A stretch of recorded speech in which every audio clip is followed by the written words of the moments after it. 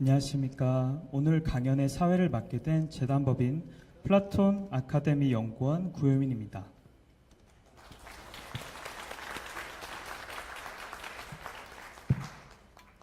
한가위 연휴도 지나 보내고 날씨가 무척 선선해졌습니다. 우리 몸도 마음도 더위를 피해 여유롭고 또 후련해진 것 같습니다. 좋은 가을날 많은 분들께서 이곳 유니스트 대강당을 찾아주셔서 울산에서 진행하고 있는 2024 인문웨이브의 뜨거운 열기가 느껴집니다.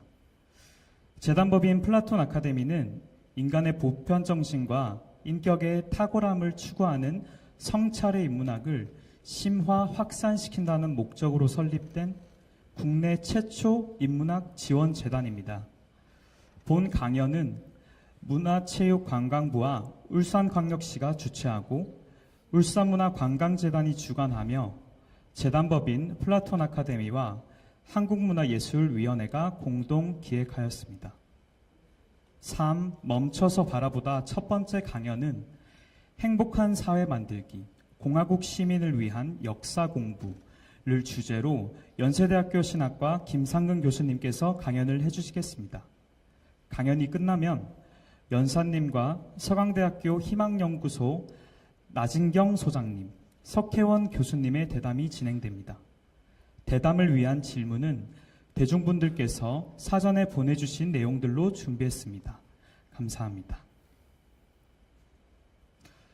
행복한 사회 만들기, 공화국 시민을 위한 역사 공부 강연에 앞서 안승대 울산광역시 행정부시장님께서 인사말을 해주시겠습니다.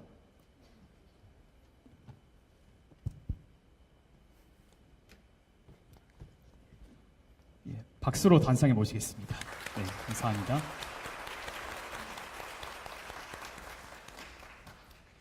네, 안녕하십니까. 울산광역시 행정부시장입니다. 오늘 2024년 인문웨이브 울산 강연에 참석해 주신 모든 분들께 진심으로 감사드립니다. 인문학적 성찰은 우리 삶의 깊이를 더해주며 이를 통해 얻는 지혜와 행복은 그 무엇보다도 소중한 자산일 것입니다. 오늘은 김상근 연세대 교수님께서 행복한 사회 만들기라는 주제로 강연을 해 주실 예정입니다. 현대사회를 살아가는 우리에게 필요한 성찰의 중요성과 행복한 삶에 대한 깊이 있는 통찰을 제시해 줄 것입니다. 오늘 강연이 여러분이 일상에서 잠시 한 걸음 물러서서 자신을 성찰하고 그 속에서 소중한 통찰과 지혜를 발견하는 뜻깊은 시간이 되기를 바랍니다. 끝으로 이번 강연을 준비해 주신 SK가스, 플라톤 아카데미, 서강대학교 희망연구소 교수님들께 감사드리며 앞으로도 울산의 인문학을 통해 더욱 풍요롭고 행복한 도시로 성장할 수 있도록 지속적인 관심과 응원을 부탁드립니다. 감사합니다.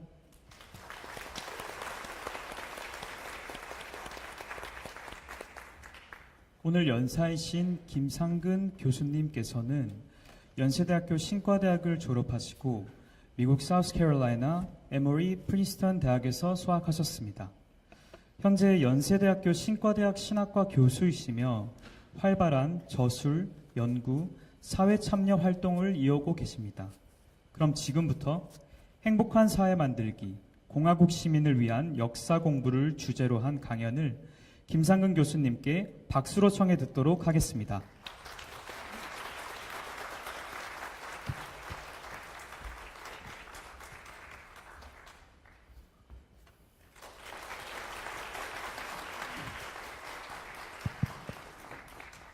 반갑습니다. 김상근 교수입니다. 플라톤 아카데미와 함께 울산에서 유니스트에서 여러분하고 함께 공부를 할 수 있는 기회를 주셔서 감사드립니다. 이렇게 가을이 문득 다가온 것 같죠? 지난 여름 굉장히 더웠는데 이제 정말 가을이 우리 앞에 갑자기 이렇게 다가온 것 같습니다. 가을이 오면은 그런 생각을 하게 됩니다. 우리도 이 가을처럼 성숙해지고 넉넉해지면 좋겠다 이런 생각을 하게 되는데요. 오늘 바로 그런 시간이 함께 이루어지기를 바라면서 제가 준비한 강의를 시작해 보도록 하겠습니다. 오늘 강의 주제는 공화국 시민을 위한 역사 공부입니다. 대한민국의 국호는 우리가 헌법에 규정된 대로 민주공화국이죠. 대한민국은 민주공화국이다. 저와 여러분은 다 공화국 시민입니다.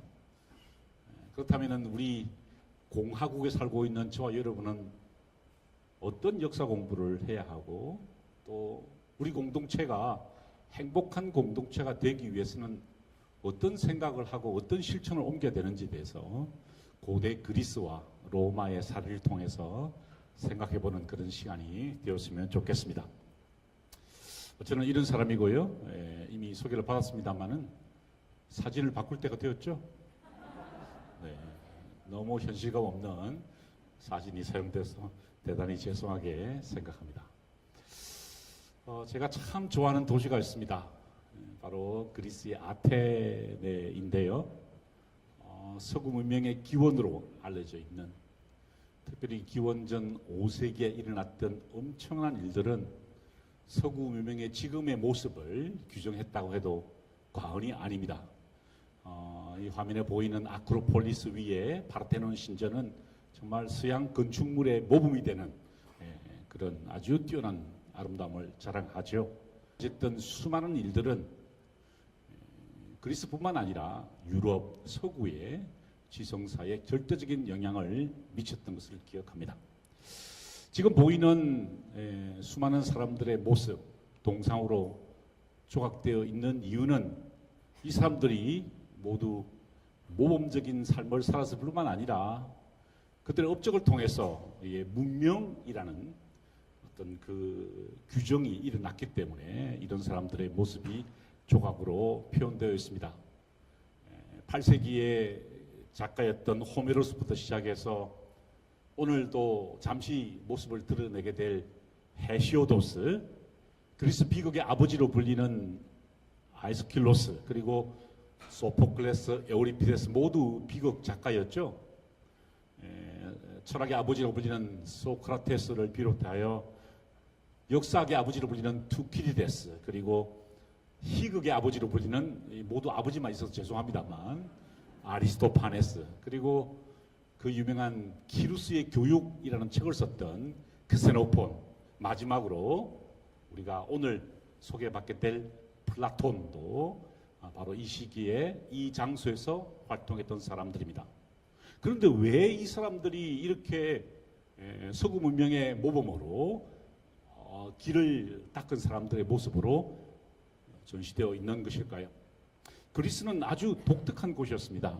왜냐하면 눈에 보이는 현상에 만족하거나 그곳에 머무르지 않고 눈에 보이지 않는 그 보편적 현상, 보편적 원리까지 확장하려고 했던 사람들이 바로 그리스 사람들이었기 때문에 그렇습니다. 지금 여러분이 보시는 이 화면에 원반 던지는 사람은 물론 조형적인 아름다움을 가지고 있지만 그리스 사람들이 이 조각을 할 때는 도대체 아름다움이란 어떤 모습을 가지고 있을까? 아니, 아름답기 위해서는 어떤 보편적 법칙이 적용되어야 하는가에 대한 관심을 반영하고 있는 작품입니다. 그리스 사람들은요, 그냥 인체를 조각하지 않았습니다. 원리를 찾아 나갔다라는 것이죠. 기원전 5세기에 폴리클레이토스라는 인물은요, 보시는 것처럼 얼굴의 길이는 전체 신장의 7분의 1이 될 때 가장 이상적인 몸이다 라고 설명을 했습니다. 보편적 원칙을 찾았던 것이죠. 하지만 한 세기를 지나서 이제 리시푸스라는 사람은 그렇지 않다. 완벽한 아름다움, 신체 아름다움을 표현하기 위해서는 얼굴이 전체 신장의 8분의 1이 되어야 한다라는 팔등신의 비율을 제시했습니다. 여러분은 지금 제 설명을 들으면서 이 그림들과 저의 신체를 비교하고 있을 텐데요. 그리스 사람들은 이런 사람들이었다라는 것입니다. 심지어 건물을 지을 때도 이 사람들은 그냥 짓지 않았습니다. 어떤 기둥을 어떤 장소에 설치해야 가장 이상적이냐를 놓고 보편적인 원리를 찾아 나갔던 것입니다. 그래서 도리스, 이오니아, 고린도 양식이라는 아주 독특한 구조의 기둥을 제안을 하게 된 거죠. 그래서 이 기둥의 모형에 따라서 건물을 지어 놨던 것입니다. 완벽한 신전은 도대체 어떤 모습을 갖춰야 될 것인가? 가로와 세로의 길이는 어떤 비율을 유지해야 하는가?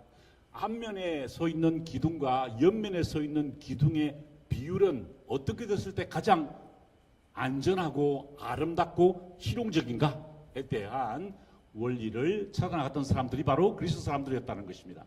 그래서 그들은 깨달았습니다. 앞면 기둥의 숫자 곱하기 2 플러스 1이 됐을 때 건축물은 가장 이상적이다. 신전은 가장 이상적인 건물이 된다라고 판단하게 되었습니다. 그렇으면 제가 지금부터 질문을 드리겠습니다. 앞면에 기둥이 6개다. 그러면 옆면에 몇 개일까요? 13개입니다. 그죠? 7개면 15개입니다. 앞면 곱하기 2 플러스 1이 바로 이상적인 건물의 원칙이었다는 것이죠. 참 그러니까 그리스 사람들은 대단했습니다. 인체 그리고 건축의 원리를 보편적 원리를 찾아 나갔다라는 것이죠. 심지어 그들은 인간사의 원리를 찾아 나갔습니다. 어떻게 하면 비극이 탄생하게 되는 것일까? 어떻게 하면 사람들이 카타르시스를 느끼며 비극을 느낄 것인가에 대한 원리 또한 찾아 나갔습니다. 자, 그렇다면은 그리스 사람들은 무엇을 추구했을까요?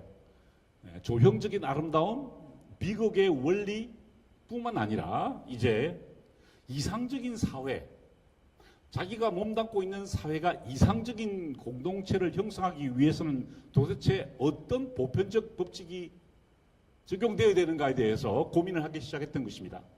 지금 그림에 보이는 저 뒤쪽으로 아크로폴리스가 보여요. 앞쪽은 피닉스 언덕이 보이는데요. 바로 그 피닉스 언덕에서 사람들이 모여서 함께 고민을 나눴던 것입니다. 우리 사회가 건강하고 행복한 사회가 되기 위해서는 어떤 보편적인 법칙을 적용해야 하는가에 대한 고민을 하게 된 것이죠. 그래서 그들은 정치 제도를 관찰하기 시작했습니다. 자신들이 살아가는 사회에 여러 도시국가, 폴리스라 그러죠. 그 도시국가들의 정치 체제를 분석해 들어갔던 것입니다. 해보니 이렇습니다. 왕정이 있습니다. 왕정이 존재하는 지역이 있었는데요. 예컨대 스파르타 같은 경우에는 왕정이었죠. 그런데 그 왕정은 시간이 지나면 꼭 귀족적으로 이전되어 가더라라는 것입니다. 왜냐하면 한 명의 독재를 인정하지 못하는 귀족 집단들이 반발하기 때문에 귀족정이 펼쳐지게 되고요. 그런데 그 귀족정은 결국 참주정, 한 명이나 두 명의 독재자와 같은 존재가 등장하더라라는 것을 깨닫게 됩니다. 그런데 그 참주정은 오래가지 못했습니다. 왜냐하면 그 사회의 모순이 누적되기 때문이죠. 결국에는 민주정이 도입됩니다. 모든 사람들에게 동일한 권리를 부여하겠다는 민주정이 이제 참주정 다음으로 등장하긴 하는데 그 민주정 역시 오래가지 못했다는 겁니다. 바로 폭도정이라는 아주 혼란스러운 정치체제가 형성되어서 대혼란을 경험하다가 결국 그 중에 한 명이 권력을 잡고 다시 왕정으로 돌아가더라라는 관찰의 결론에 도달하게 된 것입니다. 지금 대한민국은 어느 상태에 있을까요? 네, 그건 여러분의 관점에 따라서 다 다르겠죠. 어쨌든 이 그리스 사람들은 이런 왕정, 그 다음에 귀족정, 참주정, 민주정, 폭도정의 와중에서 도대체 이 시대의 변천 가운데서, 정체의 변화 가운데서 도대체 어떤 원칙이 적용되는가에 대해서 심각한 고민을 하게 된 것이죠. 예컨대 소크라테스는요, 그가 가르쳤던 교육은 절대로 개인의 출세나 개인의 영달을 위한 것은 아니었다라는 것입니다. 이 공동체 안에서 개인이 어떤 역할을 해야만 이상적인 나라, 그 평화로운 나라, 혹은 정의로운 나라, 행복한 나라가 수립되는지에 대해서 고민을 하게 되었다라는 것이죠. 소크라테스가 지도했던 플라톤 역시 이제 플라톤 아카데미라는 것을 만들어서 이제 함께 고민하며 이상적인 국가의 형태를 모색해 갔습니다. 지금 이 장소도 사실 플라톤 아카데미라는 곳에서 재단에서 후원한 그런 시간인데요. 바로 이런 이 플라톤 아카데미의 정신도 사실은 행복한 사회를 만들기 위한, 이상적인 사회를 만들기 위한 노력의 일환이었다라는 것입니다. 자, 그렇다면은 이 그리스 사람들은 함께 모여서 어떤 결론에 도달하게 되었을까요? 행복한 나라를 만들기 위해서, 이상적인 국가를 만들기 위해서 그들은 교육이 중요하다는 결론에 이르게 됩니다. 바로 이것이 파이데이아의 개념입니다. 교육이라고 번역할 수 있는데요. 조금 더 이상화된 교육이라고 번역하는 게 맞습니다. 어쨌든 이 그리스 사람들은요, 이 파이데이아라는 것을 통해서 이상적인 사회, 행복한 국가를 만들어 가고자 했다라는 것입니다. 이 그림은 뭐 굉장히 유명한 라파엘로의 아테네 학당이라는 그림이죠. 이 그림에 등장하는 모습이 바로 학교의 모습입니다. 아테네 학당이죠. 사실은 플라톤 아카데미를 상징하는 것입니다. 이곳에서 사람들은 함께 모여서 교육을 통해서, 파이데이아를 통해서 이상적인 행복한 국가를 만들어 보자라는 고민을 하게 된 것입니다. 그러니까 이 플라톤 아카데미 혹은 그리스 사람들의 교육의 목적은 지도자를 양성하고 이 지도자들이 어떻게 하면 행복한 나라를 만들어 갈 수 있을까에 대한 고민을 하도록 이렇게 유도한 것입니다. 자, 그렇다면은 이 그 지도자들에게 요구되었던 것은요, 도대체 어떤 커리큘럼이었을까가 중요하겠죠. 그리스 국가에서 시행됐던 교육의 목표는 무엇이었냐라는 것입니다. 결론부터 말씀드리면 그것은 아레테의 추구였습니다. 탁월함의 추구였다라는 것이죠. 왜냐하면 행복한 사회를 만들기 위해서는 지도자는 탁월해야 합니다. 그렇다면 탁월함을 어떻게 양성할 것인가에 대해서 고민을 할 수밖에 없었던 것이죠. 일반 교육, 그러니까 직공을 위한 교육은 아레테 교육이라고 하지 않았고요. 테크네라고 불렀습니다. 기술이라고 번역할 수 있습니다. 바로 이런 테크네는 일반 도공들 같은 사람들, 일반 직능인을 위한 것이었습니다. 하지만 지도자들을 위해서는 아레테라는 탁월함의 추구를 교육의 목표로 삼았다라는 것이죠. 다시 말씀드리면 그리스의 교육, 그리스의 파이데이아는 개인의 완성이나 뭐 출세를 위한 도구가 아니었다라는 것입니다. 국가의 일원으로서 지도자가 되는 방식에 대해서 가르치고 그 모든 노력들이 우리 모두를 행복하게 만들어야 한다라는 전제를 가지고 있었다라는 것이죠. 따라서 교육은 공동체의 모색이었습니다. 개인의 노력이 아니었다라는 것이죠. 자, 그래서 처음 등장한 커리큘럼이 바로 호메로스의 일리아스라는 책이었습니다.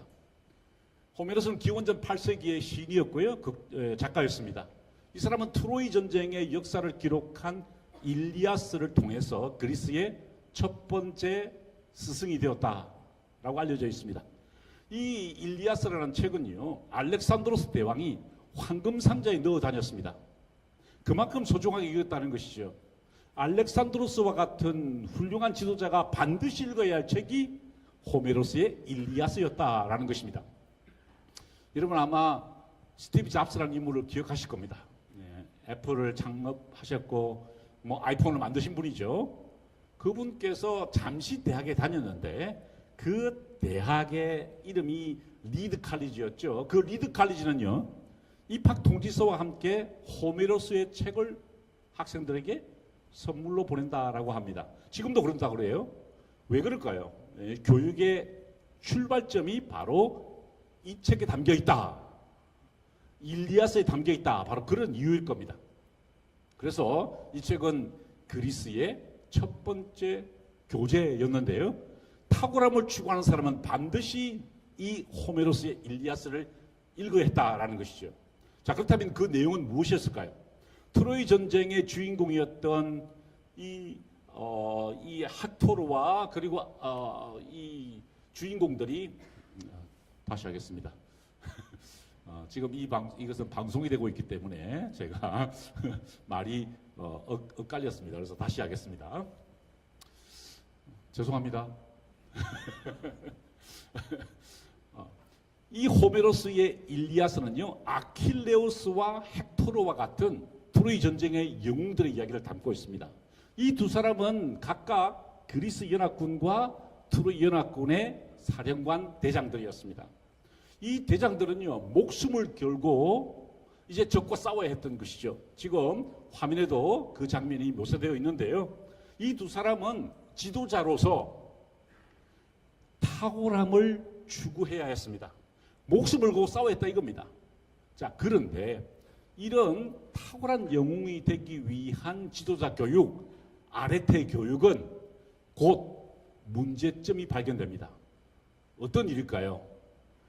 지도자가 아레테를 발휘해서 영웅이 되는 것은 좋은데 지나치면 어떻게 될까요? 독재의 위험이 있다라는 것입니다. 그래서 그리스 사람들은 이 호메로스의 일리아스만 가르쳤으면 안 되겠구나. 또 다른 책을 가르쳐야 되겠구나. 라는 생각을 하게 되었습니다. 이른바 커리큘럼의 보완이 일어난 것이죠. 바로 그 책이 오디세이아라는 책입니다. 역시 호메로스가 썼다고 알려진 책입니다. 이 오디세이아는요, 트로이 전쟁을 마치고 10년 동안 고향으로 돌아오는 오디세우스와 그의 부하들의 이야기입니다. 그런데 여기 주인공으로 등장하는 오디세우스는요, 보통 사람이 아닙니다. 굉장히 말을 잘하고 일 처리가 능숙한 사람이었습니다. 아까 우리가 보았던 일리아스에서는요, 잘 싸우는 사람, 상대방을 제압하는 사람이었습니다. 헥토르와 아킬레우스가 그런 사람들이었죠. 그런데 이 오디세우스는요, 리더십이 뛰어난 사람이었다라는 것이죠. 그래서 이 그리스의 교육자들은 깨닫게 된 겁니다. 우리에게 필요한 것은 호메로스의 일리아스뿐만 아니라 오디세이아도 필요한 것이구나. 왜냐하면은 우리가 원하는 지도자는 말 잘하고 일처리에 능숙한, 즉 리더십이 뛰어난 사람이어야 한다라는 것입니다. 이 오디세우스가 얼마나 말을 잘하고 일처리가 능숙한지 한번 사례를 들려보겠습니다. 이 오디세우스와 그의 부하들이요, 메시나 해협을 지나가게 되었어요. 그런데 양쪽에서 괴물이 등장했습니다. 스킬라와 카리티스라는 괴물이었는데요. 이 스킬라는 머리가 6개 달린 괴물입니다. 용처럼 생겼습니다. 그런데 이 카리티스는 소용돌이에요. 오른쪽으로 가면 6명이 죽게 되고요, 왼쪽으로 가면 소용돌이에 휘말려서 모두 죽게 됩니다. 그러면 지도자는 어떤 선택을 해야 될까요? 오른쪽을 선택하게 됩니다. 바로 스킬라 쪽으로 배를 몰아가는 것이죠. 예상대로 6명이 목숨을 잃게 됩니다. 그래서 이 해협을 빠져나왔을 때 선원들이 의기소침할 수밖에 없었습니다. 왜냐하면 자기 전우들이 죽었기 때문에 그랬죠. 그러자 이 오디세우스가 가판 위에 올라가서 이렇게 소리칩니다. 전우들이여, 생각하건대 이번 일도 언젠가는 우리에게 추억이 될 것이다. 굉장히 말을 잘하죠, 그죠? 이런 식으로 그 사람들의 그 패배감을 무마하고 계속해서 항해를 이어갔다라는 것이죠. 자, 이것이 바로 두 번째 등장한 그리스 교육의 지향점이었습니다. 말을 잘하고 일처리에 능숙한 리더십이 뛰어난 사람이 우리에게 필요하다라는 것을 깨닫게 된 것이죠. 자, 그런데 그리스 교육은 조금 더 진보해 나가게 됩니다. 왜냐하면 한 가지 풀리지 않은 수수께끼가 남아 있습니다. 왜 평범한 사람들은 평생 고생하며 일하며 살아야 되는가에 대한 그런 고민입니다. 지금까지 우리가 호메로스의 책을 통해서 배웠던 사람들은 위대한 지도자들입니다. 그런데 평범한 사람들은 어떻게 살아야 되는가에 대한, 그들을 위한 교육은 도대체 무엇이어야 되는가에 대한 고민이 시작된 것이죠. 바로 이 고민을 해결하기 위해서 그리스에 또 다른 스승이 등장했으니 바로 헤시오도스란 인물이었습니다. 이 사람은 실제로 목동이었습니다. 가난한 사람이었죠. 평생 노동해야 했던 사람입니다. 그런데 이 사람은 어떤 경험을 통해서 뛰어난 문학적 영감을 얻게 되었고요. 일들과 날들 그리고 신통기라는 책을 통해서 이제 농촌에서 힘겹게 살아가야 하는 사람들의 일상에 대해서 그들의 교육에 대해서 강의를 하게 된 것입니다. 그래서 그가 쓴 책이 바로 일들과 날들 그리고 신통기입니다. 노동하는 인간, 평범한 인간들을 위한 교육 지침이 제시되었다라는 것이죠. 지금 보이는 사진은 시칠리아의 아그리젠토라는 곳입니다. 뒤에 지금 도시의 모습이 보이죠. 사실 이 마피아가 시칠리아에서 생겼는데요. 그 시칠리아 마피아가 가장 활동을 많이 하는 곳이 아그리젠토입니다. 아주 척박한 땅인데요. 그 척박한 땅 도시의 앞에 농원에서 일하고 있는 농부의 모습을 사진으로 찍은 것인데 그 그리스 사람들은 그런 고민을 하게 된 겁니다. 도대체 왜 인간은 이렇게 힘들게 노동하며 고단한 삶을 살아야 되는가? 이들에게 교육적인 가르침은 무엇이어야 하는가에 대한 고민을 하게 된 것이죠. 그래서 그들을 위해서 새로운 개념이 정립되게 됩니다. 바로 아레테에 대한 개념이 발전승화된다라는 것이죠. 그 이전까지 지도자를 위한 교육에서 아레테는 탁월함에 추구했습니다. 영웅이 되는 것이었습니다. 말을 잘하고 일지를 잘하는 것이었어요. 그런데 이제 평범한 사람들을 위해서 노동하는 인간들을 위해서 탁월함은 아레테는 성공이라는 개념으로 발전하게 됩니다. 그러니까 성공을 원하는 사람들 노동하며 살지만 생애 성공을 추구하는 사람들은 아레테를 추구하면 된다라는 그런 개념이 정립되게 된 것입니다. 그러니까 어떻게 보면은 귀족 교육 혹은 왕족 교육이 평민 교육과 하나 되어가는 현상을 우리는 그리스 교육에서 발견하게 됩니다. 자, 그러니까 탁월함은 이제 더 이상 왕족이나 귀족의 덕목이 아닙니다. 땅을 일구는 평범한 농부들이 성공을 위해서 노력하는 것이 바로 탁월함이라는 개념으로 정립되고 되고요. 그럼으로써 헤시오도스는 이제 그리스 농부들의 그리스 민중들의 스승이 되었다라는 것입니다. 자, 그렇다면은 이제 호메로스부터 시작해서 헤시오도스로 이어지는 그리스 사회, 고대 그리스에서의 행복한 사회 만들기 제 첫 번째 장면은 바로 모든 사람들이 땀 흘려 일하면서 아레테, 즉 탁월함을 추구하는 것이다 라는 것이죠. 왕족이나 귀족이나 평민이 모두 함께 아레테를 추구해야만 그 사회가 행복한 사회가 된다라는 개념이 정립되게 되었습니다.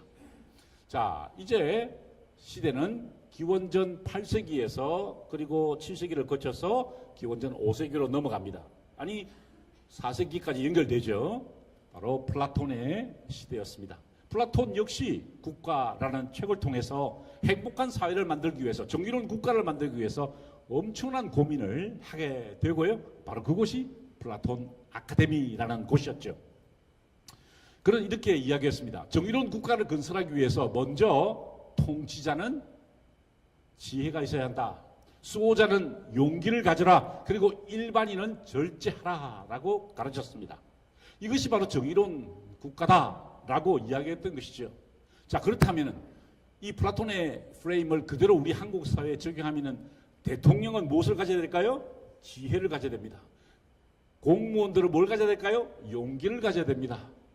일반 시민들은 절제해야 합니다. 이것이 바로 정의로운 나라의 기본 덕목이다라는 것이죠. 이것은 단순히 국가만의 문제가 아닙니다. 학교, 회사, 가정, 나 자신 모두가 사실은 여기에 적용될 수 있습니다. 저는 아들이 하나밖에 없는데요. 제 아들에게 늘 이렇게 이야기합니다. 아들아, 우리 집안의 통치자인 너의 어머니는 지혜를, 수호자인 나는 용기를, 유일한 아들인 너는 절제를, 이렇게 항상 그게 바로 이상적인 가정이다라고 제가 늘 강조하는데요. 바로 플라톤은 이런 점을 강조했던 것입니다. 자, 그렇다면은 수호자가 중요합니다. 왜냐하면은 그 당시만 해도 외국의 침공을 많이 받았잖아요. 그런데 수호자가 사실 지도자이고요. 그 수호자가 어떻게 나라를 방어하느냐가 그들의 행복의 아주 기본적인 전제적인 문제를 해결하는 것이죠. 그렇다면 우리는 수호자를 어떻게 양성해야 되는가에 대해서 플라톤은 고민을 하게 됩니다. 그것이 바로 그 유명한 동굴의 비유입니다. 아마 여러분 상식 문제로 혹은 초등학교, 중학교 과정에서 이 동굴의 비유는 배우셨을 겁니다. 사람들이 포로로 잡혀 있습니다. 셔틀에 묶여 있고요. 앞만 바라보게 되어 있습니다. 그런데 그 뒤에서 보시는 것처럼 환영이 움직이며 그 벽면에 환상이 보이고 있습니다. 이것은 실제가 아닙니다. 그죠? 실제 말이나 실제 동물들이 움직이는 게 아닙니다. 그냥 그림자일 뿐입니다. 하지만 불의 그림자였기 때문에 그 셔틀에 묶여 있는 사람들은 그것이 말이다, 그것이 개다 이렇게 생각하고 있었다라는 것이죠. 자, 그렇다면은 진정한 교육은 무엇이었을까요?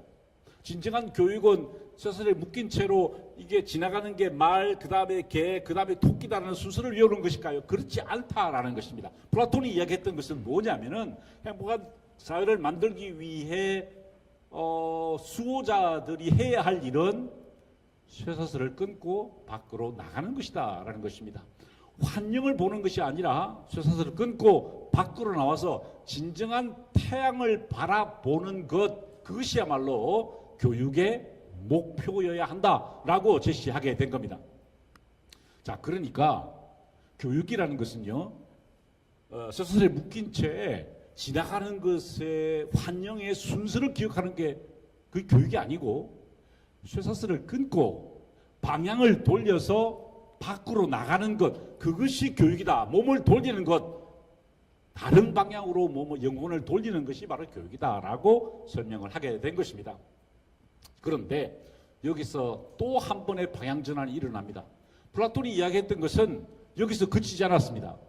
밖으로 나간 다음에 태양을 본 다음에 그 다음 해야 할 행동이 있습니다. 그것이 무엇일까요? 바로 다시 방향을 돌려서 동굴 안으로 들어가는 것이었습니다. 왜냐하면 동교 시민들이 그 동굴 안에 갇혀 있고 쇠사슬에 묶여 있기 때문이죠. 자, 그렇다면 진정한 수호자는 방향을 돌려서 다시 그 동굴 안으로 들어가 동료 시민들을 구출해서 내야 한다는 것입니다. 그것이 바로 행복한 사회를 만들기 위한 수호자의 사명이다라는 것이죠. 플라톤은 말만 그렇게 하지 않았습니다. 실제로 그는 3번이나 시치자를 방문해서요, 그곳에 참주를 설득하려고 합니다. 그런 식으로 해서는 안 된다라고 설득하려고 하다가 2번이나 죽을 뻔한 경험을 하게 되죠. 그는 말로만 행복한 사회를 만드는 사람이 아니라 몸으로 실천하는 사람이었다라는 것입니다. 자, 그렇다면은 고대 그리스가 우리에게 들려주는 행복한 사회 만들기의 2번째 장면은요, 지도자들이, 수호자들이 이타적인 존재가 되는 것입니다. 자기가 동굴 밖으로 나왔다고 해서 거기에 만족하는 것이 아니라 다시 동굴 안으로 들어가서 쇠사슬에 묶여있는 동료 시민을 구출하고 함께 태양을 보기 위해서 나가는 것, 그것이 바로 진정한 수호자의 사명이다라고 이야기를 하게 된 것이죠. 자, 이제 3번째로 넘어갑니다. 이소크라테스라는 인물입니다. 여러분은 소크라테스는 들어보셨는데 이소크라테스는 처음 들어보실 겁니다. 이소크라테스는요, 상당한 명망가였습니다. 스승이었습니다. 왜냐하면은 플라톤 아카데미아 거의 쌍벽을 이뤘던 그런 인물입니다. 수사학교를 창립했고요. 그리고 이 수사학교에서 많은 그 변론수를 가르쳤던 그런 인물입니다. 그런데 플라톤과는 기관으로서 경쟁했고요. 사실 인물로 경쟁한 사람은 또 있습니다. 데모스테네스라는 인물인데요. 그리스의 유명한 연설가였습니다. 제가 참 존경하는 인물이에요. 여기 보이면은 오른쪽에 있는 분이 바로 데모스테네스였는데, 이분은 태어날 때 언어 장애를 가지고 태어났어요. 이렇게 발음이 정확하지 않은 그런 사람이었습니다. 그래서 그는 그 발음을 개선하기 위해서 자갈을 입에 물고 해변가로 달렸다고 그래요. 실제로 그런 그림도 남아 있는 것을 볼 수 있죠. 그만큼 열심히 노력해서 아주 탁월한 연설가가 되었습니다. 그런데 이 두 사람이 서로 경쟁하게 된 것이죠. 정치적인 이유 때문이었습니다. 자, 이게 조금 복잡한데 간단하게 말씀드리면요. 페르시아를 어떻게 볼 것이냐에 대한 문제였습니다. 페르시아와 마케도니아를 어떻게 볼 것이냐에 대한 문제였는데 간단하게 말하면 이소크라테스는 범그리스주의자였습니다. 이 사람은 그리스 문명을 전 세계에 퍼뜨리자라는 사람이었고 데모스테네스는 반대로 그리스 문명을 고유성을 지키자 이런 인물이었어요. 그러다 보니까 이 사람은 서로 견해가 달랐고요. 서로 이게 경쟁하게 되었는데 그래서 이 이소크라테스는요. 이제 범지중해에 있는 지도자들에게 자신이 가르치고자 했던 내용들을 편지를 써서 확장을 시키게 됩니다. 확대를 시키는 거죠. 그래서 보시는 것처럼 이소크라테스는 그리스의 지도자들에게 편지를 썼습니다. 여러 편지를 썼는데 이제 몇 개가 남아 있기는 합니다. 그 지역을 보면은 범그리스주의라는 것을 볼 수 있죠. 아테네를 중심으로 한 그 그리스 지역뿐만 아니라 북쪽으로 마케도니아, 이 지도에서 보면은 필리포스와 알렉산드로스가 마케도니아 출신이죠. 서쪽으로는 디오니시오스, 그러니까 시칠리아의 왕이었고요. 아르키다모스는 스파르타의 왕이었고 니코클레스는 저 멀리 지중해 동쪽에 있는 사이프러스, 키프로스의 왕이었습니다. 이 사람들에게 편지를 써서 계몽하는 그런 역할을 하게 되었다라는 거죠. 자, 그가 쓴 편지는요 아주 교묘한 정치적 장치를 가지고 있었습니다. 그는 왕에게 직접 편지를 썼습니다만 그 편지를 사본으로 만들어서 전 지중해에 뿌렸습니다. 왜 그렇게 했을까요? 그는 이렇게 생각한 겁니다. 왕에게 편지를 보내고 이 편지가 모든 사람들에게 알려져 있다는 것을 알게 되면 왕이 조심할 거라는 거죠. 왜 그럴까요? 왕이 이 편지 내용대로 하지 않으면은 시민들이, 일반 백성들이 그 내용을 알고 있다는 것을 알게 하는 것입니다. 제가 예를 들어 우리나라 대통령에게 편지를 썼다고 봅시다. 근데 여러분은 그 내용을 모를 겁니다. 그런데 이소크라테스는 그 내용을 모든 국민들에게 공개해버린 겁니다. 그러니까 대통령이 만약에 이 편지 내용과 어긋나는 행동하게 되면 백성들이 뭐라 그럴까요? 아니 김사국 교수가 그때 편지에 이렇게 썼는데 왜 저렇게 하지? 이런 말을 하지 않겠어요? 바로 그런 것을 노린 겁니다. 그래서 이소크라테스는 아주 교묘한 정치적 장치를 동원해서 지도자 교육에 나서게 된 것이죠. 그래서 키프로스라는 곳, 지금 지중해 동쪽에 있는 터키 남쪽 디르기에죠. 그리고 지금 이스라엘 서쪽에 있는 바로 그 작은 섬에 살라미스라는 곳에 왕이 등장했습니다. 니코클레스라는 인물이었는데요. 바로 그 니코클레스에게 편지를 보내게 된 것입니다. 제가 여러분께 그 편지 내용을 소개해 드리고자 합니다.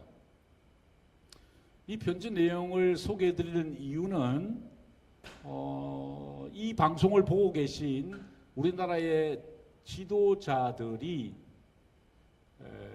조심하기를 바라는 점을 위해서 제가 지금 읽어드릴 겁니다.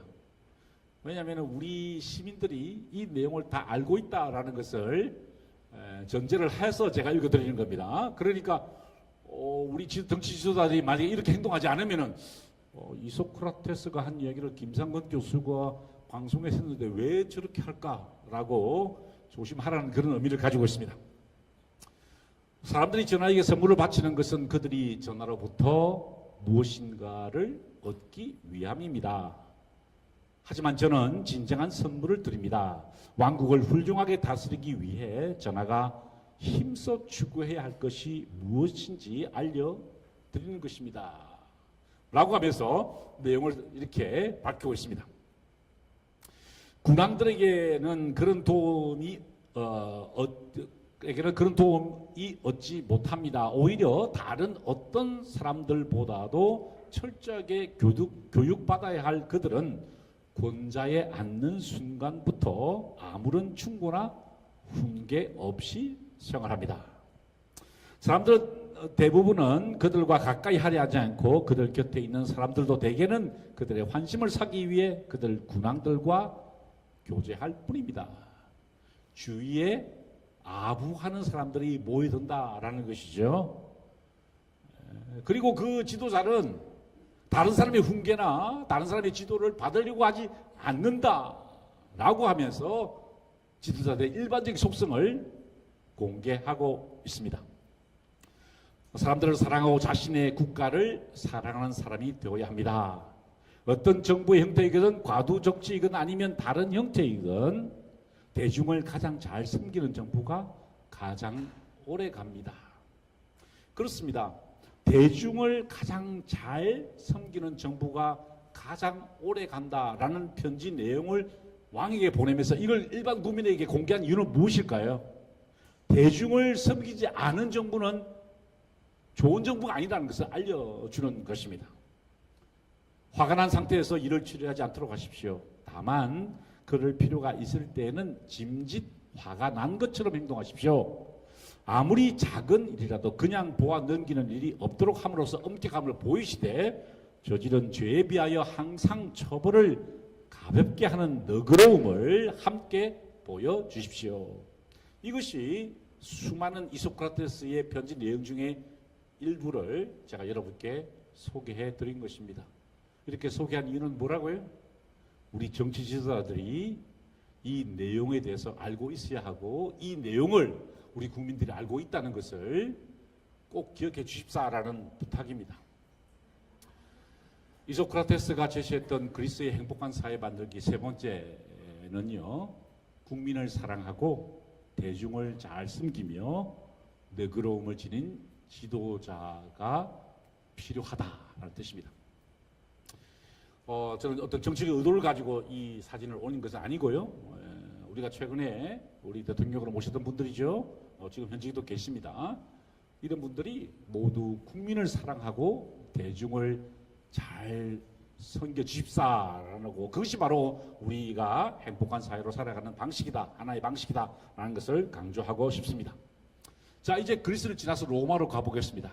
로마로 접어들면서 제가 조심스러운 것은 로마는 단순한 사회가 아니었습니다. 차라리 그리스는 뭐 다양한 국가가 형성되었습니다만 그래도 민주적인 정체를 유지해 나갔죠. 하지만 이 로마는요, 처음에 왕정으로 시작되었다가 그 다음에 공화정으로 갔다가 다시 제국, 즉 제정으로 이어졌던 곳입니다. 약 1200년, 1300년 동안 세 번에 걸쳐서 큰 정치적인 변혁이 일어났습니다. 이 각 시대별로 우리가 얻을 수 있는 교훈, 즉 행복한 사회를 만들기 위해서 지도자나 백성들, 우리 시민들이 어떤 자세를 취해야 되는가에 대해서 한번 살펴보도록 하죠. 자, 여기서 제가 하나 강조하고 싶은 것은 민주주의와 공화주의의 차이입니다. 우리가 이 문제를 심각하게 생각하지 않습니다. 왜냐하면 우리가 흔히 민주주의와 공화주의가 하나라고 생각하는데 그렇지 않죠. 만약에 그렇다면 미국의 지금 대선 전국인데요, 공화당과 민주당이 서로 경쟁하죠. 만약에 같은 정체라 그러면은 이렇게 나누어질 필요가 없겠죠.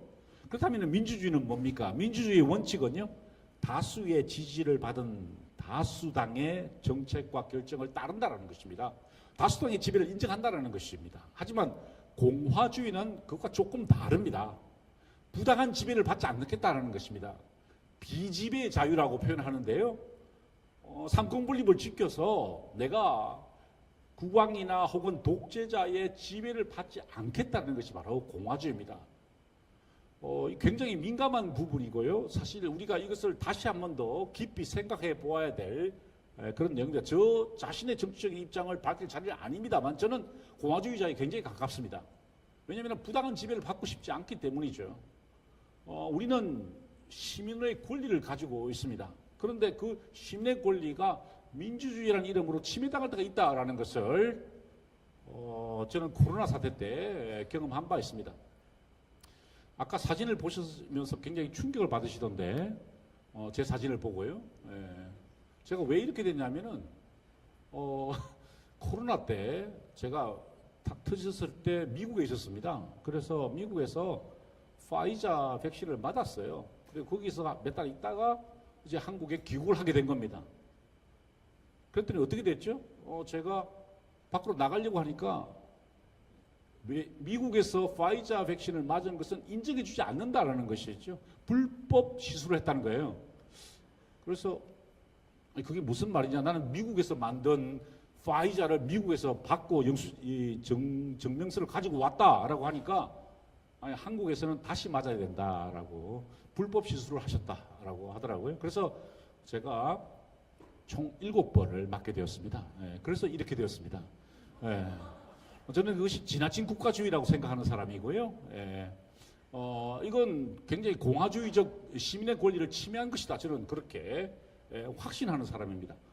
그래서 제가 이 이야기를 굳이 하는 이유는 뭐냐면은 로마에서 이런 공화주의 정신이 굉장히 고양되었기 때문에 그렇습니다.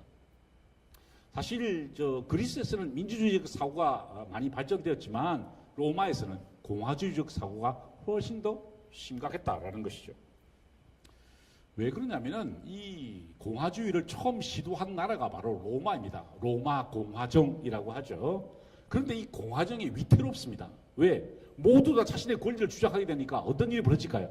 권력 투쟁이 일어나고 계급 간의 갈등이 일어나더라라는 것이죠. 삼두 정치가 펼쳐졌습니다. 뭐 여기에 대해서 상세히 설명하는 자리는 아닌 것 같습니다만 권력의 다툼이 일어났다 이 뜻입니다. 그리고 폼페이우스에게 권력이 넘어갔지만 이 율리우스 카이사르가 그걸 가만두지 않죠. 자신도 권력을 추구하는 사람이기 때문에 이제 주사위는 던져졌다 하면서 반란을 일으키게 됩니다.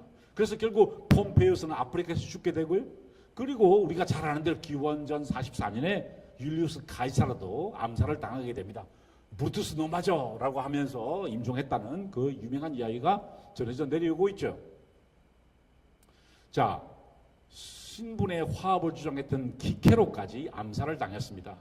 이것이 바로 공화주의의 마지막 장면이었어요. 그러니까 이 로마 사람들은 이 공화주의에 대해서 아주 심각한 고민을 하게 된 겁니다. 그 고민의 연장선에 있었던 사람이 바로 역사가 티투스 리비우스라는 인물이었죠. 로마사의 저자입니다. 굉장히 중요한 책이고요. 로마사를 재구성하는 데 아주 결정적인 책입니다. 그런데 이 리비우스는 어떤 고민을 안고 책을 썼을까요? 바로 이 공화주의가 왜 폭력으로 점철되었는가? 왜 로마 사람들이 이렇게 폭력적인가? 이 폭력을 막기 위해서는 어떻게 해야 되는가에 대한 고민을 이 책에 쏟아내고 있는 것입니다. 리비우스의 로마사라는 책입니다.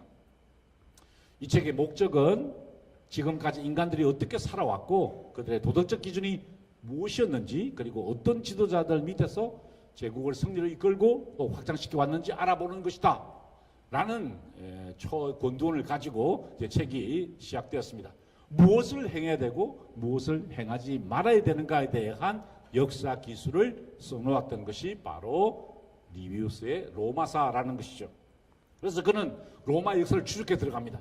초기 왕정부터 이제 역사 규명에 들어갑니다. 우리가 잘 아는 대로 로마는요, 로물루스와 레무스라는 두 형제가 늑대젖을 먹으면서 성장하고 이 두 형제가 서로 이제 성장해서 결국에는 권력 투쟁을 일으키게 된다라는 내용으로 이어집니다.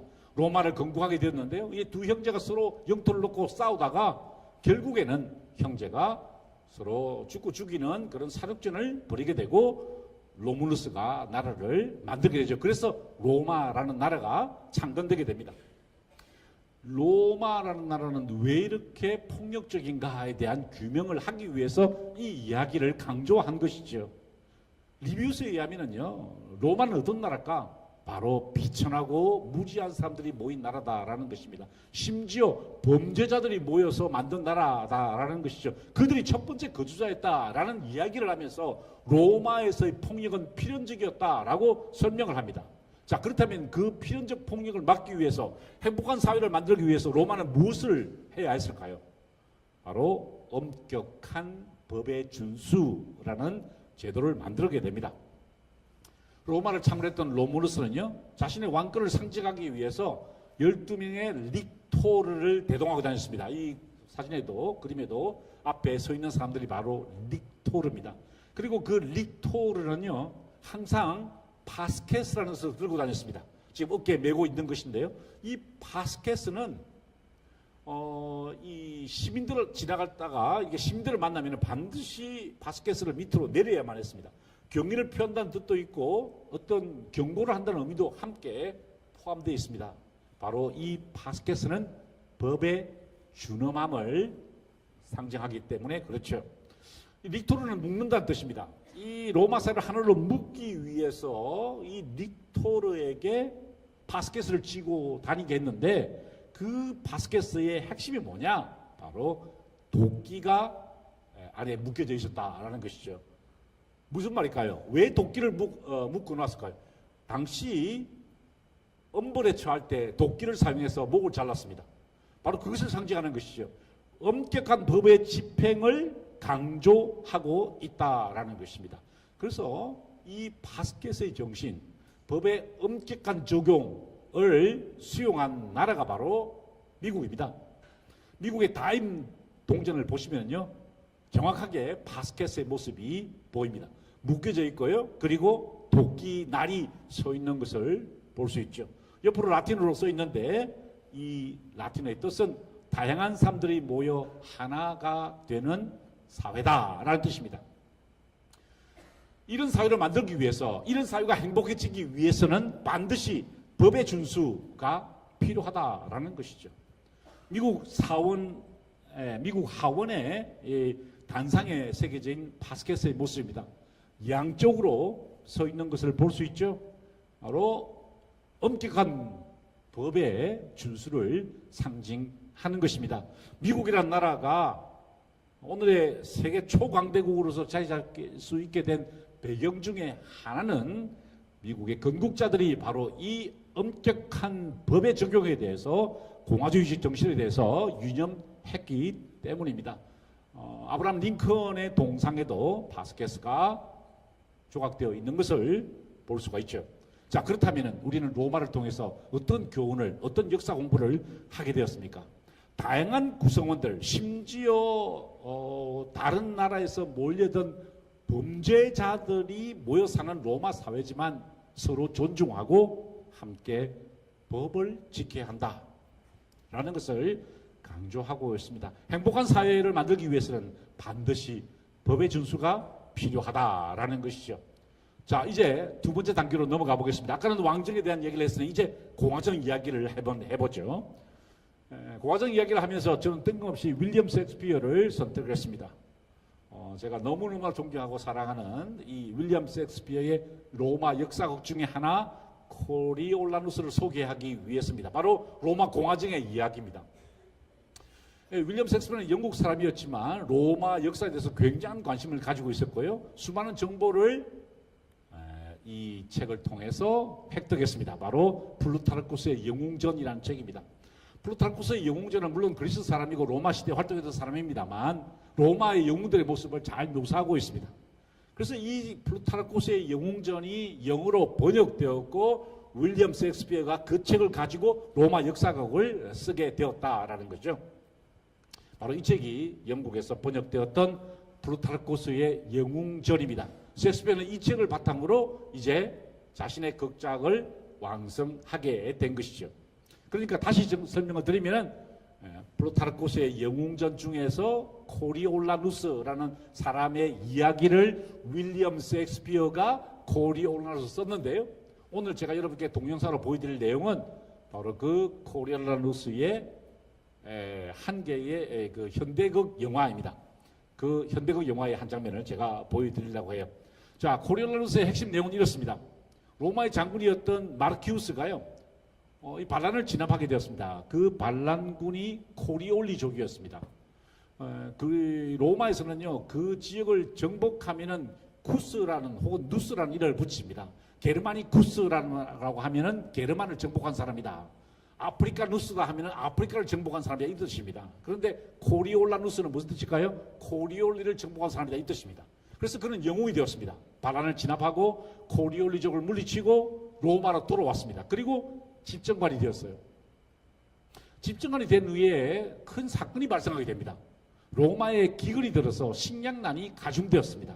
그러자 로마 사람들이 이제 집정관인 코리올라누스에게 무리한 요구를 하게 된 것입니다.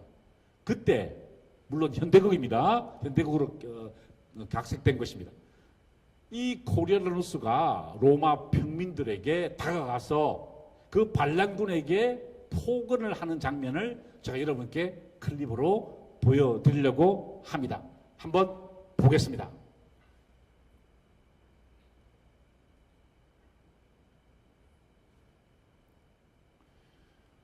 지금 아쉽게도 소리가 나지 않고 있습니다. 원래 제가 준비한 것에는 소리가 납니다만 상관없습니다.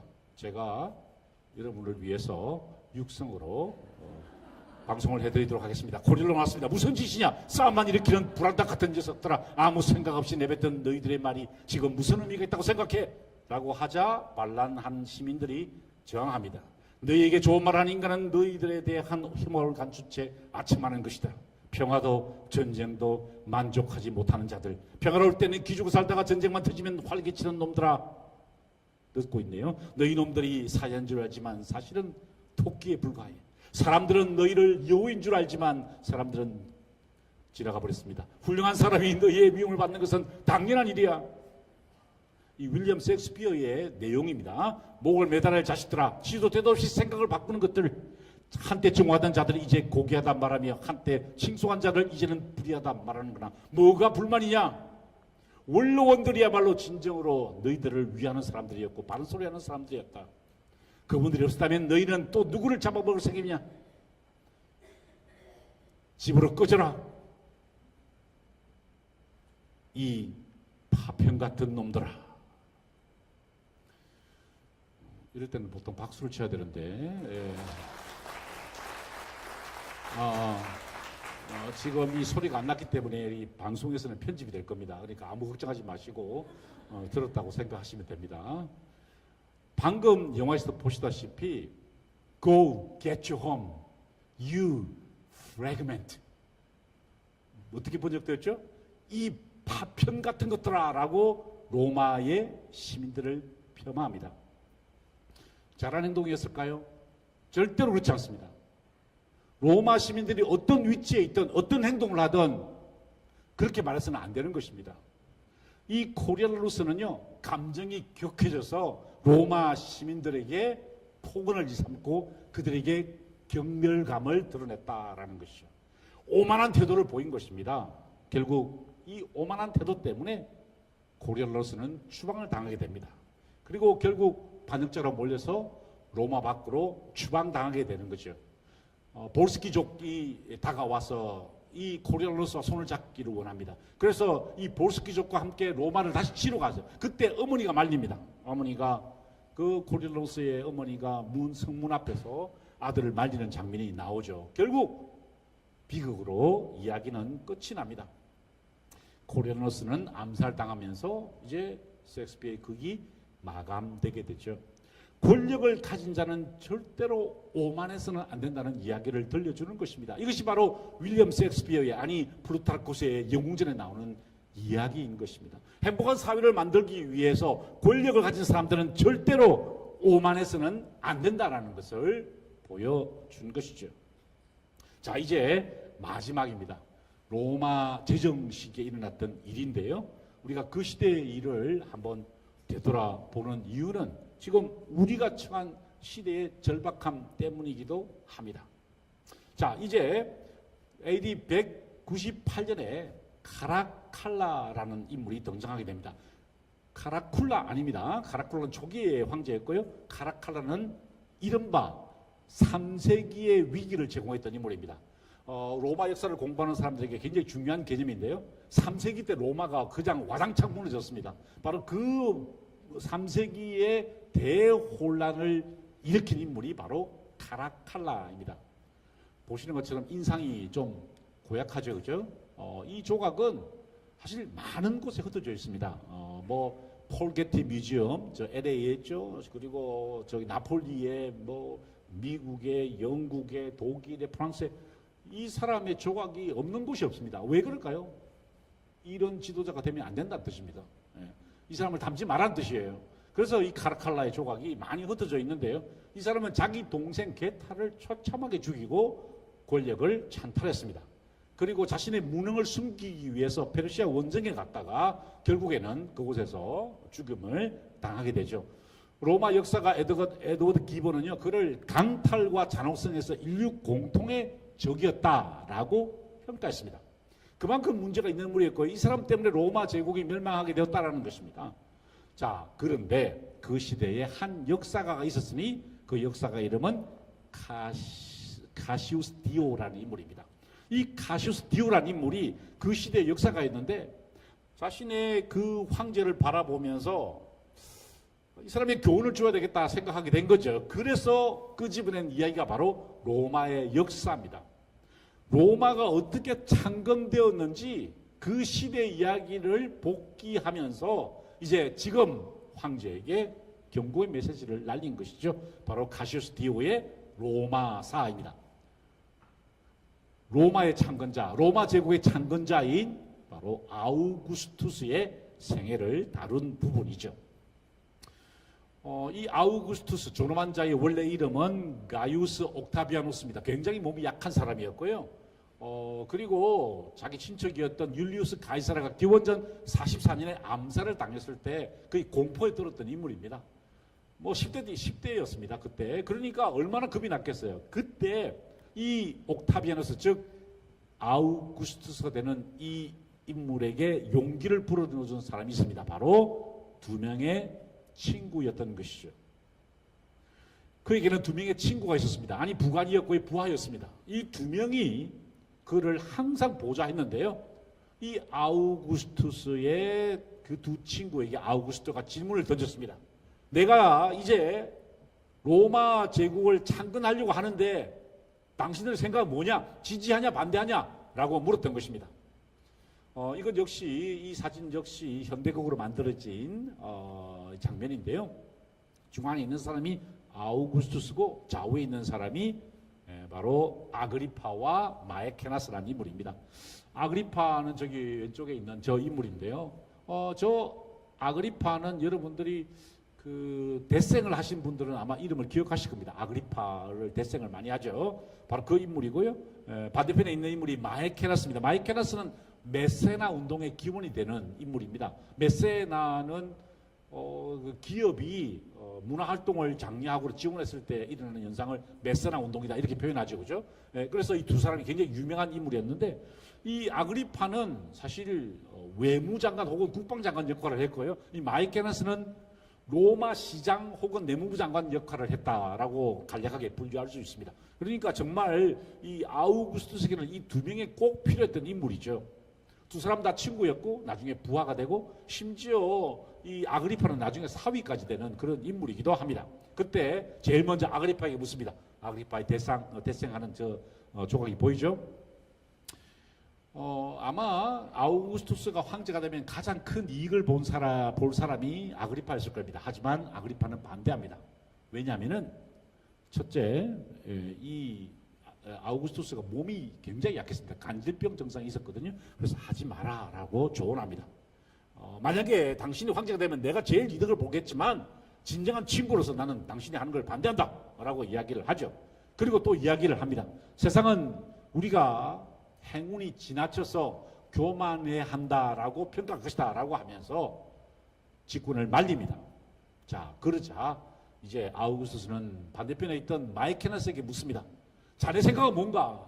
지금 이 그림은요, 그 장면하고 직접적인 상관없지만 좌대에 앉아있는 분이 아우구스투스고 밑에 있는 분이 바로 마이케나스입니다. 예수를 소개한다 이런 뜻인데요. 이 마이케나스에게 질문했을 때 마이케나스는 지지합니다. 이렇게 이야기하죠. 만약 당신이 백성들로 하여금 어떻게 행동하기를 바라신다면 당신이 먼저 그렇게 행동하십시오. 백성들을 협박하여 공포에 떨지 않게 하십시오. 솔선수범으로 백성들을 가르치지 않으면 단지 공포심 때문에 복종하게 될 것입니다. 만약 당신이 먼저 솔선수범한다면 백성들은 당신을 따라하는 모방의 과정을 통해 배우게 될 것입니다. 솔선수범하라는 것입니다. 지도자는 백성들, 시민들 앞에서 솔선수범해야 한다라는 것을 강조하게 된 것이죠. 당신은 이미 무대 위에 올랐고 전 세계 사람들이 당신을 지켜보고 있습니다. 높은 지위에 오른다는 것은 그야말로 의왕 속에 금붕어가 된다는 것입니다. 모든 사람들이 지켜보고 있다는 것이죠. 사람들은 통째를 지켜보며 실수하는 순간을 기대에 찬 눈으로 노려보고 있기에 당신이 말로는 이렇게 하고 본인 스스로 다르게 행동한다면은 오히려 당신의 그런 이중적인 모습을 따라하게 될 것입니다. 라고 이야기합니다. 그러면서 이렇게 조언합니다. 자기 친구이자 이제 황제가 될 사람에게 금이나 은으로 당신의 모습을 찬양하려 들지 마십시오. 오히려 정신의 모습을 보여주셔서 모범이 되시기 바랍니다. 그래서 사람들이 당신의 명예를 존중할 수 있도록 하시는 길이 당신에게 좋고 우리 로마 사회에도 좋은 것입니다. 라고 조언을 하게 된 것이죠. 그러니까 카시우스 디오는 그 시대의 질곡 속에서 행복한 사회를 만들기 위해서 지도자는 반드시 솔선수범해야 하고 이중적인 행동을 하지 말아야 한다라고 제안을 하게 된 것입니다. 자, 이제 정리를 할 때가 왔습니다. 우리는 고대 그리스에서 행복한 사회를 만들기 위해 노력했던 세 가지 순간들을 목격했습니다. 아레테의 개념이었죠. 시민들, 왕족이나 귀족뿐만 아니라 일반 시민들도 땀 흘려 노력하는 것이 아레테를 추구하는 것이 성공에 이르는 것이고요. 국가의 수호자들은 이기적인 존재가 되는 것이 아니라 이타적인 존재가 되어야 하고 국민을 잘 섬기고 너그러운 지도자가 되어야 한다라는 것입니다. 로마에서는 우리는 무엇을 배웠습니까? 다양한 구성원들이 모여 삽니다. 우리 대한민국도 마찬가지죠. 이제 우리는 정말 단일 국가에서 이제 수많은 사람들이 함께 모여 사는 다민족 국가로 변해가고 있습니다. 이때 우리에게 중요한 것은 법을 지키는 태도입니다. 법을 준수하는 태도죠. 그래야만 우리가 서로 행복하게 살 수 있다라는 것입니다. 조심해야 될 것은 권력자의 오만입니다. 코리올로스가 시민들에게 Get your home, you fragment라고 했다가 결국에는 죽음을 당하게 되었다라는 것이죠. 마지막으로 아우구스투스의 사례에서 아니 마이케나스의 조언을 통해서 우리는 지도자가 솔선수범해야 되고 이중적인 행동을 하지 말아야 한다는 것을 배우게 됐습니다. 이것이 그리스와 로마 사회가 행복한 사회로 변해가기 위해서 노력했던 역사의 흔적이었고요. 비록 우리 시대와 멀리 떨어져 있고 지리적으로 멀리 떨어져 있지만 우리 한국 사회에도 많은 교훈을 줄 수 있고 많은 시사점을 주는 역사 공부가 아닌가 생각을 해보게 되었습니다. 이것으로 제 강의를 모두 마치겠습니다. 감사합니다.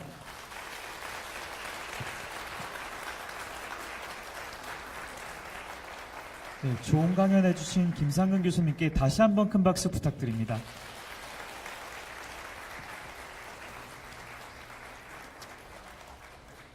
이후 서강대학교 희망연구소 나진경 석혜원 교수님과의 대담이 진행되겠습니다. 서강대학교 희망연구소는 의미와 성장이 함께하는 삶을 연구하는 심리학 연구기관으로 실패와 어려움을 경험했을 때도 희망을 가지고 이를 극복해 나갈 수 있는 삶의 기술을 주제로 연구와 확산 활동 프로그램을 하고 있습니다. 희망연구소 소장이신 나진경 교수님과 석혜원 교수님은 서강대학교 심리학과에 재직 중이십니다.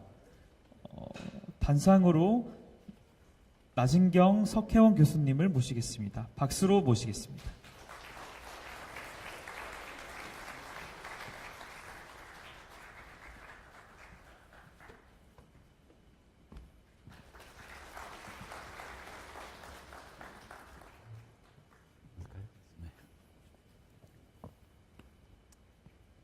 교수님 긴 시간 강의 감사합니다. 감사합니다. 열정적인 연기까지 함께 해주셔서 아주 좋은 강의였던 것 같습니다. 저도 오늘 많이 배웠습니다. 감사합니다. 오늘 여러 가지 얘기해 주셨는데요. 제가 뭐 개인적으로 느끼기에는 좀 교육의 중요성을 강조해 주셨다. 저는 그렇게 느꼈습니다. 그리스 시대에서 아카데미아나 또 아테네 학당을 통해서 많은 사람들의 교육이 이루어졌고 또 로마 공화정 얘기를 해주시면서는 역사학자들이 지도자들에게 교훈과 가르침을 주기 위해서 책을 쓴 이런 얘기를 해주셨는데요. 저는 심리학자고 또 구체적으로는 사회심리학을 하고 있습니다. 그래서 제가 연구를 하거나 공부를 하다 보면은 인간의 마음 또 우리들의 마음이 여러 가지 편향과 오류 때문에 합리적인 판단이나 의사결정을 하기가 힘들다는 것을 가르치고 또 연구하게 됩니다. 이제 그런 점을 생각하면 교육의 중요성을 강조해 주신 오늘의 강의에 깊이 공감하게 되는 점이 있습니다. 근데 또 한편으로 생각해 보면 인간의 마음이 그렇게 오류와 편향을 갖고 있기 때문에 교육을 통한 개개인의 계몽만으로는 어떤 한계가 있지 않을까 이런 생각도 해보게 됐습니다. 그래서 교육을 통한 개개인의 계몽도 중요하지만 이를 보완해 줄 수 있는 어떤 제도적인 장치나 사회적 시스템에 대해서도 좀 고민이 필요하지 않을까 이런 생각을 해봤는데요. 교수님께서 어떤 생각을 가지고 계신지 궁금합니다. 네, 아주 많은 생각을 필요로 하는 질문이었던 것 같아요. 제 짐작으로는 아마 심리학의 고민일 거고 또 특별히 사회 심리학에서 항상 고민하는 그런 부분이 아닌가 이런 생각이 듭니다. 사실 인문학에서도 이런 고민이 계속되고 있죠. 최근에 한국 사회에서 열풍을 일으키고 있는 쇼펜하우어에 대한 인기라 할까요? 이런 것들이 개인적인 어떤 문제 해결 방식을 강조하고 있는데 그런 개인적인 해결 방식이 한계를 가질 수밖에 없죠. 왜냐하면 우리는 사회 일원이고 또 우리가 그 사회에 속해 있기 때문에 제도의 영향을 받을 수밖에 없고 또 받아야 하고 그렇지 않으면 모든 사람들이 자기의 방식대로 살아갈 것이니까요. 이제 그 점에서 정말 인문학, 심리학, 사회심리학 모두가 고민하는 부분이 아닌가 생각이 들고 정말 좋은 질문인 것 같습니다. 하지만 제 강의에서 강조하고 싶었던 것은 지나친 제도나 사회적 규범 혹은 사회적 제재를 통해서 개인의 자유가 침해되는 것도 막아야 한다라는 것이 제 생각입니다. 그래서 정말 그 개인의 노력 중요하고 사회적 규범 혹은 사회적 제도의 필요성도 인정하지만 그렇다고 해서 그 개인을 지나치게 규제한다거나 민주주의라는 이름으로 그 개인의 지배받지 않고자 하는 권리까지 침해당하는 것은 막아야 한다는 것이 제 생각입니다. 이게 정확한 답은 아닌 것 같아요. 그리고 이게 순환을 일으키고 있는 질문입니다. 그만큼 좋은 질문이라는 뜻입니다. 그러니까 한번 우리가 함께 고민해야 될 그런 부분이 아닌가 이런 생각이 듭니다. 갑자기 안 나오는데? 이게 꺼진 거 아닌가요? 괜찮은가요? 배터리가 다 된 것 같은데? 이제 나왔습니다. 네네. 됐습니다. 다시 할게요. 정말 웃으시면 제가 못합니다. 다시. 배터리가 잠시 나갔다가 들어가기 때문에 정말 이 대답하기가 굉장히 어려운 그런 질문을 제기하신 것 같아요. 왜냐하면 우리 모두의 고민을 담고 있는 것이고 개인의 자유, 사회적 규범이 충돌하는 지점에 있는 질문이기 때문에 그렇지 않나 생각이 듭니다. 사려 깊은 답변 감사드립니다. 네. 네, 그러면 이번엔 제가 한번 질문 드려보겠습니다. 네. 저도 오늘 굉장히 재밌게 강연을 잘 들었고, 저는 항상 행복에 대해서 좀 과학적인 입장에서 접근하려고 하는 사람인데, 오늘은 좀 인문학적이고 역사적이고 또 철학적인 배경에서 이제 접근을 하게 되어서 굉장히 즐겁고 또 새로운 배움을 많이 얻었던 것 같은데요. 특히 오늘 교수님께서는 이제 권력자들에 대해서 이제 어떠한 권력자가 되어야 하는가 말씀을 많이 해주신 것 같은데, 이제 저는 하루하루를 살아가는 어떤 개인의 입장에서 좀 질문을 드려보겠습니다. 요즘에 이제 저희 젊은 세대들이 갓생을 굉장히 추구하고 있잖아요. 이 갓생이라는 것이 어떤 생산적인 목표를 세워놓고 이제 굉장히 부지런하고 열심히 그 목표를 달성하기 위한 어떤 삶을 살아가는 것을 뜻하는데, 어떤 면에서 오늘 교수님께서 말씀해 주셨던 아랫대를 추구하는 삶, 이것과 연결되는 부분도 있는 것 같지만 또 다른 점도 있지 않나 하는 생각이 듭니다. 그래서 이 갓생과 아랫대, 혹시 교수님께서는 이제 이 둘이 어떠한 관계 혹은 차이가 있다고 보시는지 궁금하고요. 또 요즘에 갓생을 추구하고 있는 우리 젊은 세대들에게 어떤 말씀을 해주시고 싶은지 듣고 싶습니다. 네, 저도 사실 뭐 갓생이란 단어가 익숙하지는 않습니다. 정확한 음가를 잘 모르겠어요. 하지만 제가 질문 속에서 무엇인가 목표를 세워놓고 열심히 노력하는 자세를 갓생이라고 하지 않는가. 요새 젊은이들이 아주 어려운 취업난 속에서 혹은 경제난 속에서 자기 자신을 개선하기 위해서 열심히 노력하는 것을 갓생이라고 한다 그러면은 그것이 아르테의 추구, 그리고 요즘 우리가 흔히 생각하는 삶과 일의 조화, 균형 이런 것과 어긋나지 않는 것인가에 대한 질문이라고 저는 생각을 하는데요. 제가 생각했던 그 아르테는 이렇게 시간을 투자한다거나 뭐 이른바 영혼을 갈아 넣으면서 열심히 하는 것이 아니라 초기에는 왕족, 귀족, 그리고 나중에는 일반 평민에게까지 어떻게 하면은 자신의 원래 사명을 깨닫고 그 사명에 충실하게 사는 것인가에 대한 이야기를 하기 위해서 이제 아르테를 설명을 했습니다. 탁월함의 추구인데요. 그 탁월함의 추구를 해야 된다, 하지 말아야 된다, 어떻게 해야 되냐 이런 걸 떠나가지고 그 필요성에 대해서 강조하고 싶습니다.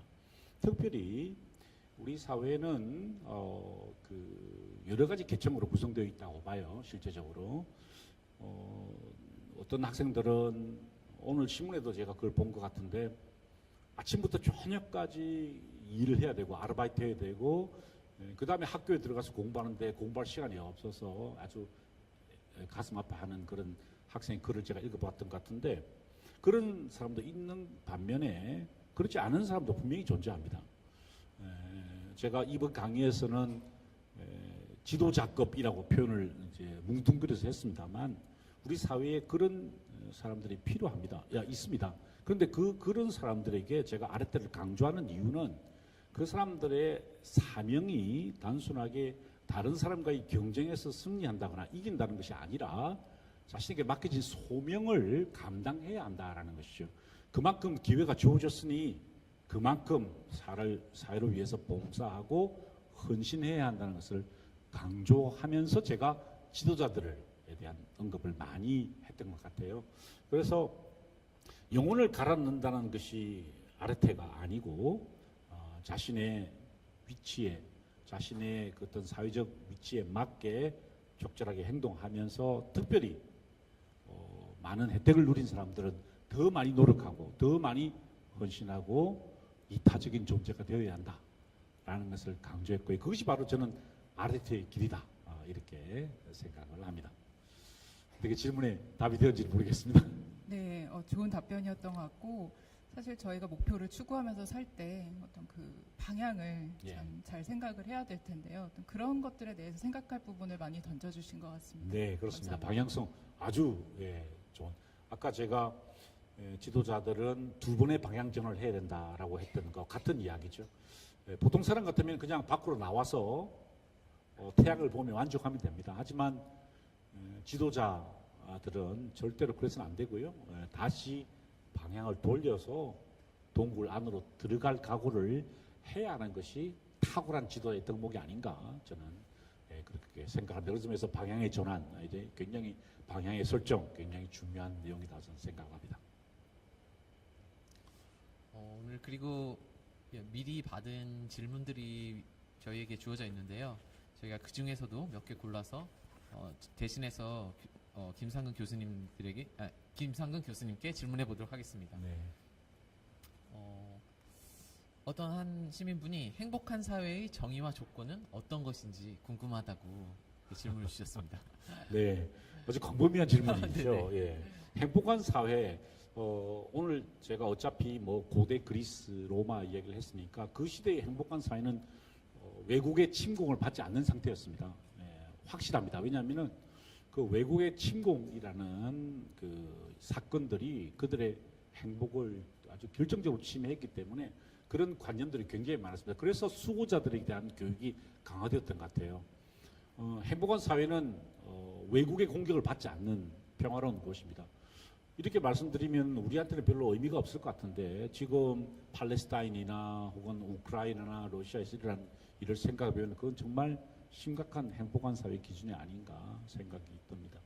그 다음에 이제 중요한 이제 플라톤적인 개념을 보면은 결국에는 모든 구성원들이 각자의 자리에서 효용감이라고 할까요? 그 심리학적 용어죠. 예, 그런 것들을 느끼는 상태를 행복이라고 표현했습니다. 그래서 그 행복을 위해서 뭐 지도자, 그다음에 수호자, 일반 시민들이 각자의 효용감, 그러니까 자신의 존재감이 잘 드러나는 곳이 이상적인 곳이다라고 이야기를 했죠. 그 이후에 뭐 산업사대가 일어나면서 복지적인 차원, 경제적인 차원이 더해졌습니다만 고대 그리스 로마에서는 일단 이렇게 외국의 공격을 받지 않고 평화롭게 사는 것이 행복하고, 그다음에 각자 자신의 사회적 위치에서 노력하는 그 정당성이랄까요? 그 존재감, 그것이 보장되는 곳이 행복한 곳이다라고 했습니다. 이걸 도입하면 우리나라에서도 행복한 사회가 되어야 되겠다. 되려면 무엇을 해야 되는가에 대해서 생각을 해야 되겠죠. 자주국방 당연히 해야 될 것이고요. 그게 우리한테는 별로 중요한 문제가 아닌 것 같지만 사실 전쟁을 경험한 우리 그 조상, 그러니까 어르신들, 우리 부모님들 세대에서는 굉장히 중요한 문제입니다. 젊은 분들은 잘 이해하지 못하는 부분이라고 저는 생각해요. 전쟁의 경험은 아주 끔찍한 어떤 그 트라우마를 남겼죠. 그래서 그 자주국방이 굉장히 저는 중요하다. 좀 굉장히 생뚱맞은 이야기지만 고대 그리스에서 로마에서 비춰보면 굉장히 중요한 행복의 기준이었다라는 말씀을 드리고 싶습니다. 네.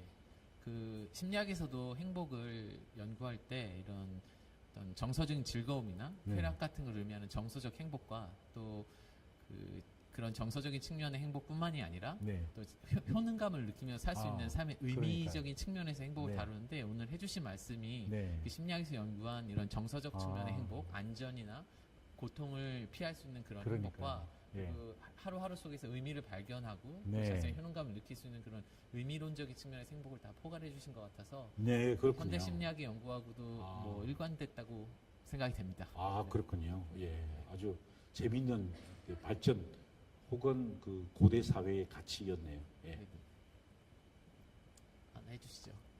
네, 저도 신청자분들께서 해주셨던 질문 중에 하나를 말씀드리겠는데요. 요즘에 사실은 사회 정의에 대해서도 관심이 굉장히 많은 것 같고 또 젊은 세대들은 특히 이제 정의, 공정성 이런 것에 대해서 굉장히 관심이 많은데 오늘 그 교수님께서도 플라톤의 국가, 이상적인 어떤 국가 그리고 정의로운 국가에 대해서 말씀을 해주셨는데 여기에 질문은 이제 우리가 실제로 이런 어떤 정의로운 사회를 구현하려면 우리가 무엇을 고민해야 할까 하는 질문이었거든요. 근데 너무 오늘 교수님께 모든 것을 해결해달라고 여쭤보는 것 같아서 좀 죄송하지만 교수님께서 어떻게 생각하시는지 궁금합니다. 네, 아까 제가 강의에서도 말씀드렸다시피 플라톤의 평생에 걸친 과업이 정의로운 사회 구현이었습니다. 왜냐하면 자기 스승 소크라테스가 기원전 399년에 임종하는 모습을 지켜보았거든요. 그건 정의롭지 않다고 보았습니다. 그래서 이제 소크라테스의 죽음을 계기로 이제 플라톤이 정의로운 사회를 만들기 위해서 우리는 어떻게 해야 되는가 그래서 고민을 했죠. 그래서 국가라는 책을 쓰게 되었습니다. 그런데 거기다 반론이 제기된 바도 있습니다. 왜냐하면은 플라톤이 품었던 생각이 너무나 협소했다라고 보는 사람이 있었어요. 그 사람은 크세노폰이라는 사람이었고요. 키루스의 교육이라는 책을 쓴 사람입니다. 이 사람이 그 이야기를 하죠. 그 플라톤의 개념은 작은 도시 국가에서는 맞는 말이다. 그러나 우리 그리스가 범그리스주의를 통해서 지중해 유역으로 우리 문명권을 확장해 간다면은 예를 들어 로마 제국이 된다면은 이처럼 커져 나간다면은 다른 덕목이 더 중요하다라고 제기합니다. 그것이 바로 준법 정신이었습니다. 법을 지키는 태도였죠. 아까 로마에서 제가 준법 정신에 대해서 말씀을 드렸잖아요. 로마 사람들이 그것을 깨달은 겁니다. 정의로운 사회를 만들기 위해서 각자 자신의 어떤 그 개인적 효용감 증대와 더불어서 자신의 위치를 잘 지켜나가는 것이 정의롭다고 생각했지만 이 나라의 범위가 커지고 다원화될 때 결국에는 인간의 본성이 이기적이기 때문에 법적인 문제가 대두한다라는 것이죠. 그런 서로의 권리를 존중해주는 효용감 정도로서는 충분하지 않다. 그래서 법의 엄격함과 법의 준수를 강조하게 됩니다. 재미있는 것은 그 미국의 독립을 이끌었던 나라의 아버지들이라고 부르죠. 그 사람들이 벤자민 플랭클린이라든지 이런 사람들입니다. 이런 사람들이 이야기했던 것이 바로 그 제도였습니다.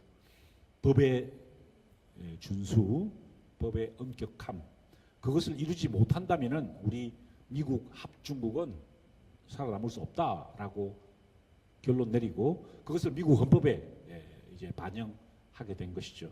정리하자면 법의 준수와 엄격함 이것이 필요합니다.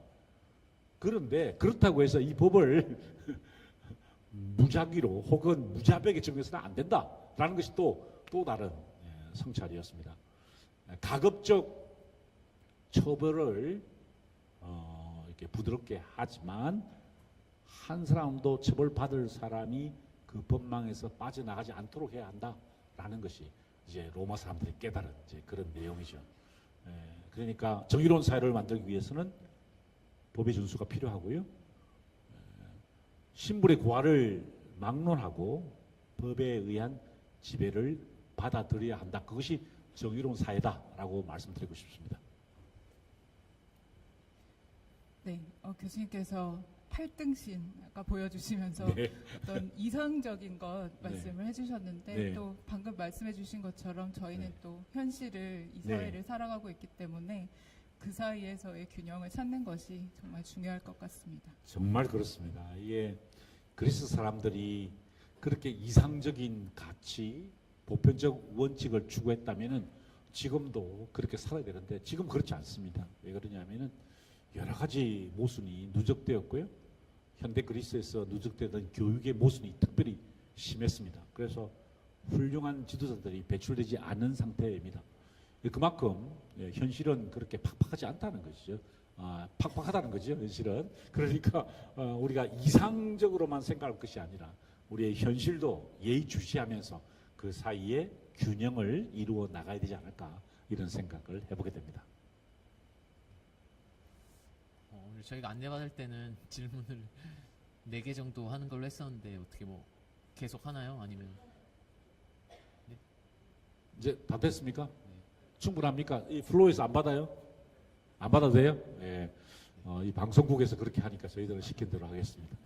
그러면 마지막 멘트. 네. 오늘 대담까지 포함해서 긴 시간 열정적으로 강의해 주셔서 너무 감사드리고요. 아까 대한민국은 민주공화국이다 이것으로 강의를 시작해 주셨는데 대한민국이 민주공화국이고 또 제가 민주공화국의 시민이라는 게 참 의미심장하게 느껴지는 강의였던 것 같습니다. 네, 감사합니다. 감사합니다.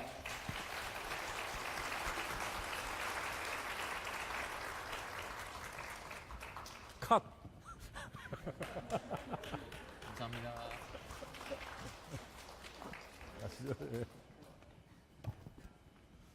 이제 정리하세요. 네, 좋은 강연과 대담을 뒤로하고 2024 인문웨이브 관련하여서 2가지 안내 드리겠습니다. 먼저 3 멈춰서 바라보다 추후 대중 강연 안내를 드리겠습니다. 오늘에 이어서 내일과 모레에도 울산 지역에서 대중 강연이 있습니다. 내일 24일 화요일 울산도서관 대강당에서 이 시대 청년들에게 전하는 희망의 메시지를 주제로 아주대학교 심리학과 김경일 교수님께서 강연을 해주십니다. 모레 25일 수요일 중구 문화의 전당 하물홀에서 로고테라피, 의미치료로 찾는 삶의 의미를 주제로 박상미 심리상담가께서 강연해 주십니다. 두 강연은 오후 7시부터 9시까지 진행할 예정입니다. 강연을 들으신 모든 분들께서는 사후 설문조사에 참여해 주시기를 바랍니다. 지역 인문 활동에 대한 여러분의 목소리가 인문 인프라 구축에 큰 힘이 되고 있습니다. 사후 설문조사가 문자로 안내되었으니 참여하시어 여러분의 목소리를 전해주시기 요청드립니다. 오늘 유튜브 생방송과 현장 참석으로 함께해 주신 모든 분들께 감사 인사를 드립니다. 이것으로 2024 인문웨이브 대중강연 시리즈 3 멈춰서 바라보다 첫 번째 강연 행복한 사회 만들기 공화국 시민을 위한 역사 공부를 모두 마치겠습니다. 감사합니다.